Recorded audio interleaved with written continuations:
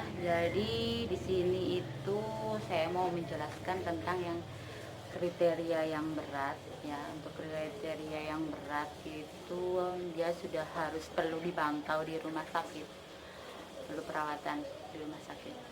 Otomatis ya ada gejala-gejala yang sudah saya jelaskan. Terus supaya dia juga kondisi tidak semakin memburuk, apalagi dia juga perlu intake kalori yang cukup dan rehidrasi biar dia nggak dehidrasi gitu. Nah, oke, untuk yang non farmakologinya otomatis istirahat yang cukup. Terus kita juga harus perlu melakukan pemeriksaan darah lengkap, kemudian fungsi hati, fungsi ginjal, terus D-dimer, bahkan CRP. Pemeriksaan rongsen juga perlu kita lakukan, jadi serial. Sekarang diperiksa rongsen, besok juga di rongsen lagi, lusa di rongsen lagi ya, serial. Terus habis itu juga kita juga perlu monitor. Jadi ya, istilahnya kalau jumlah saluran nafas dalam 1 menit, kalau misalkan lebih dari 30 kali per menit itu kita perlu waspada. Kemudian saturasi oksigennya juga, kalau misalkan saturasi oksigennya kurang dari 93%, kita juga perlu waspada. Otomatis kita perlu memberikan oksigen dong. Sama limfopenia. Jadi di pemeriksaan darah itu tuh ada DIFCON. Nah, di situ ada limfosit, ada monosit, kemudian ada granulosit. Nah, kalau yang ini saya contohkan aja ya. Kalau untuk yang limfosit itu, nah, kalau untuk yang limfosit itu batas normalnya itu 15 sampai 40%. Jadi kalau di bawah 15% berarti dia limfopenia. Kemudian ada monosit 2 sampai 8%, dan granulosit itu 50 sampai 70%. Limfopenia juga termasuk kita perlu monitor dong, berapa persen pasien itu jumlahnya. Terus juga monitor juga kalau misalkan pasien ternyata dia gagal nafas, ya kita harus memberikan ventilasi gitu.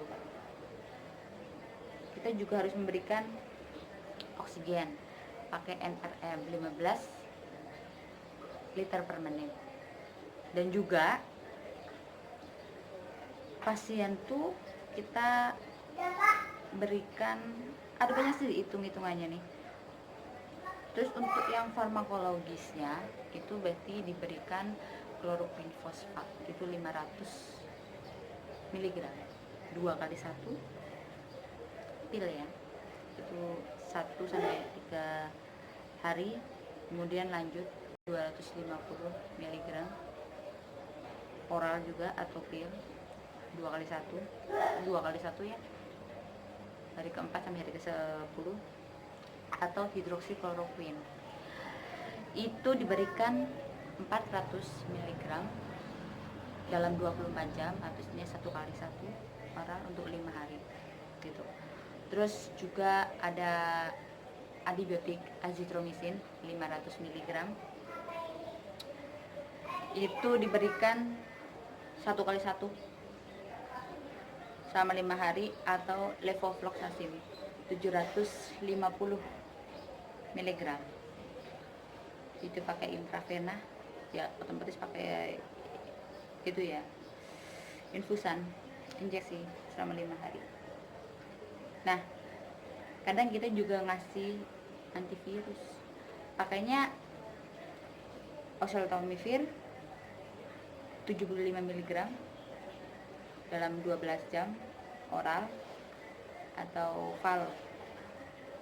favipiravir, Avigan kalau istilahnya yang sekarang ingat tren namanya Avigan. Sedianya kan emang 200 mg ya, loading 1600 mg itu 2 kali 1 ya, sehari 12 jam lah, 12 jam kasih, 12 jam lagi kasih gitu. Hari ke-1 selanjutnya nanti 2 sampai 600 mg hari kedua sampai kelima, itu yang namanya Avigan. Vitamin C 200 sampai 800 mg IV pakai infus NaCl yang 0,9% tapi yang 100 cc ya, drip. Kemudian vitamin B 1 ampul dalam 24 jam. Ya, pengobatan lain ya otomatis suportif lah. Jadi kayak emang ada diabetes, jantung, gangguan ginjal atau hati bisa dikasihkan. Cuman kan obat yang tadi juga perlu juga kan. Itu aja sih untuk terapi-terapinya. Vitamin C itu diberikan dengan dosis tinggi sesuai dengan ketersediaan di rumah sakit. Nah,